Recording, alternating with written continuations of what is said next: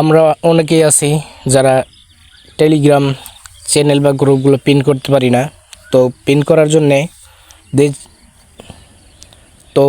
জন্যে যে গ্রুপ বা চ্যানেলটা পিন করতে চাইতেছেন, তো ওই গ্রুপ বা চ্যানেলটা চাপ দিয়ে ধরে রাখবেন। তো আমি আর্নিং বাই মোবাইল এই চ্যানেলটা পিন করতে চাইতেছি। তো এটার উপরে চাপ দিয়ে ধরে রাখবো। তারপর উপরে দেখেন একটা পিনের অপশন আছে। তো এই যে একটা পিনের অপশন আছে, এই পিনের উপরে ক্লিক করব।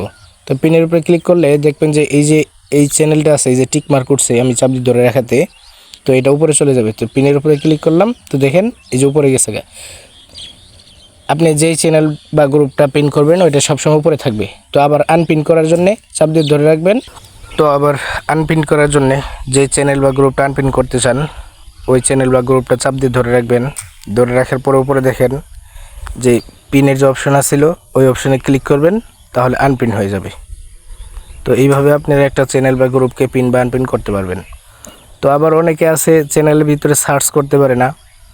তো উপরে যে চ্যানেলে ঢুকবেন, ঢোকার পরে উপরে 3 ডট দেখতে পারতেছেন ডান পাশে, এই 3 ডটে ক্লিক করবেন।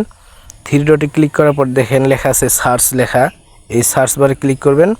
তো আপনি যেটা লিখে সার্চ করতে চান ওইটা লিখবেন। তো সার্চ করলে যদি ওই চ্যানেলে বা গ্রুপে ওই নামে কিছু থেকে থাকে, তো আপনারা এই জায়গায় দেখতে পারতেছেন শো এস লিস্ট, বা এই যে কয়টা আছে এই জায়গায় সংখ্যা দিয়েও দেখাইতেছে।